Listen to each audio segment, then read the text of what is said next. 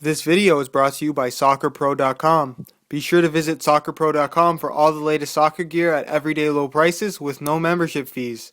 Don't forget to use coupon code SR4U at checkout for $10 off a $75 purchase, plus free shipping within the US. Hey guys, Josh from SoccerReviewsForYou.com, bringing you a comparison video between the standard Puma King Finale and the newly released Puma King Finale SL. Basically what Puma has done here, like a lot of companies are doing, like you've seen with the Addy Pure line, as well as the Addy Power line, you've seen a couple other companies doing it, it's making an SL version of their shoes. So Puma, like they have the regular V111 and they have the V111 SL. They've basically done the same thing with the King series. So right here on the left you see the regular Puma King Finale, and on the right here you see the Puma King Finale SL.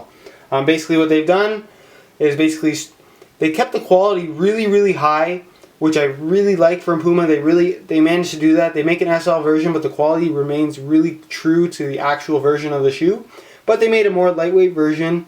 That the lightweight thing is kind of the new trending style with soccer shoes. So it definitely does appeal to more people than the regular Puma King Finale.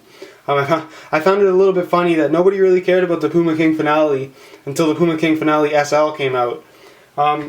Even though they are pretty similar shoes. The first main difference you're going to see visually is going to be the tongues. On the regular Puma King Finale you get this Velcro down, big flap, kind of traditional leather tongue with this kind of these meshy inserts in it. And a lot of people don't like this big tongue. To me it really doesn't bother me. I like how it looks.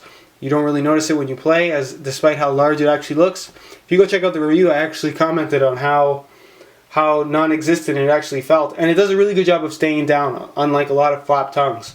Where on the Puma King SL, you have this really thin, perforated synthetic tongue with this kind of softer material here where the actual crown is, kind of to keep it more flexible against your leg when it does bend up against your shin. So it is comfortable. Both of them are kind of have their benefits. I think more people would prefer the no tongue thing, but again, if you're worried about the tongue, trust me, it's not going to be in the way.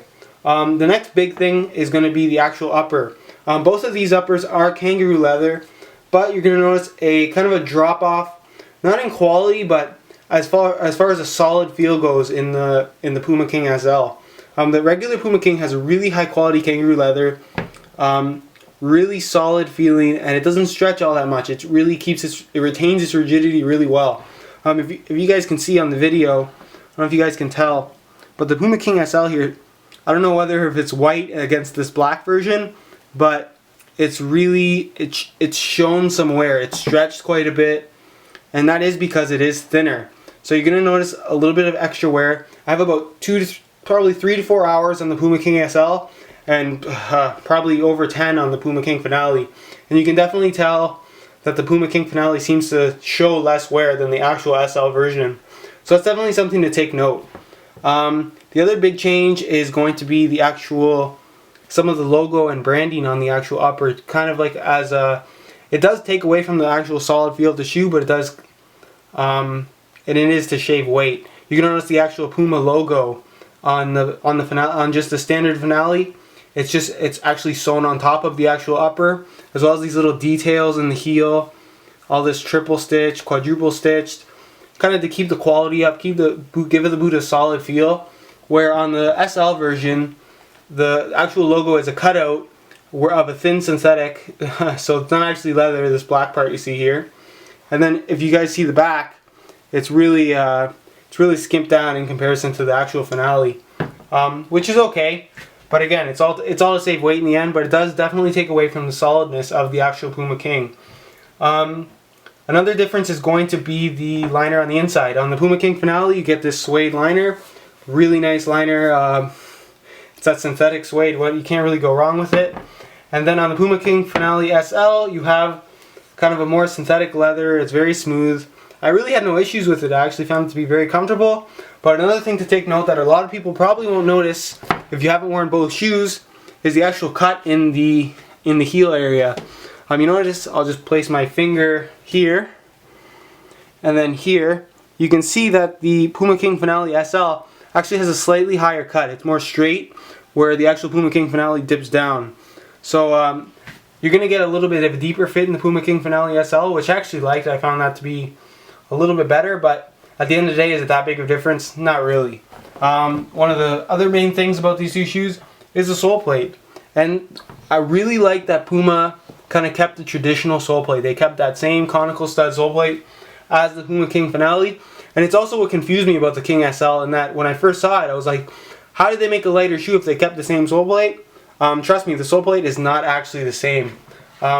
It's the same look aesthetically, but the actual sole plate on the Puma King Finale is much thicker than it is on the Puma King SL. It's more flexible, and it's not that it's going to allow for stud pressure, but it is much thinner, so it's definitely worth taking note. If you want something a little bit stiffer, a little more sturdy, the Puma King Finale is going to do a better job. Another one of the differences between the Puma King Finale and the Puma King Finale SL is the weight. It is kind of the biggest marketed difference, but as far as the actual feel of the shoes, I don't think the weight is the most important thing. So I'm going to weigh them real time for you right here. This is the Puma King Finale. You guys can see the weight in real time, 9.4 ounces. So that's about average weight for a soccer shoe. Actually a little bit below average. By no means is that a heavy shoe at all. It's actually really lightweight, probably one of the more lighter weight kind of traditional shoes. And for how solid it is and how much leather is on the upper, it's a really solid weight. The Puma King SL weighs in at 7.65 ounces. So there's about a 2.7 ounce difference between the two shoes. And to be completely honest, when the shoes are on your feet, there's not much of a difference. If you're one of those people that always wears speed boots, like if you're wearing Addy Zeros or Vapors all the time, anything more lightweight, you're really not going to notice that difference. They're not going to feel super light on your feet. They're going to feel like pretty much everything else on the market. If you're one of those people that's always stuck to more of the Puma King Finale or the Copa or an Addy Pure or Legend, something that's always been hovering around that 9-10 ounce weight area, you're probably going to feel a little bit lighter in the Puma King SL. But as far as the actual main difference, is it worth sacrificing all of that extra shoe that you're giving up, I guess you could say? The extra solid feel that you get out of the actual Puma King? I don't think so. If I was going to pick between the two shoes, I'm not too sure that it's worth the extra $50, $60, $70 for the SL version. If you really want that lightweight feel, the Puma King SL is definitely going to provide the best kind of heritage boot feel with a lightweight package. It's probably the best version of that ever. Better than the Addy Pure SL was.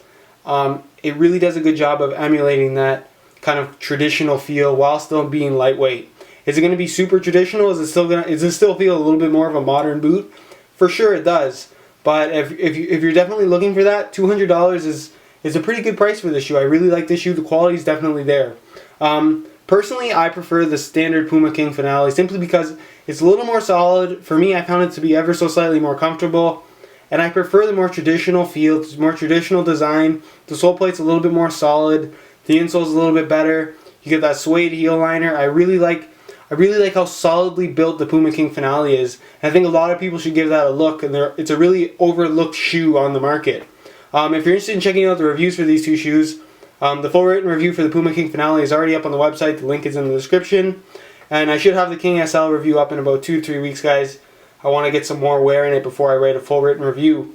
In the meantime, if you want to check out the high quality pictures of these two shoes, which I highly recommend, or check out the buy it now links, especially the Puma King Finale, guys. Trust me, you can get this shoe for about $70-$80, sometimes even cheaper, and it's such a great shoe for that price.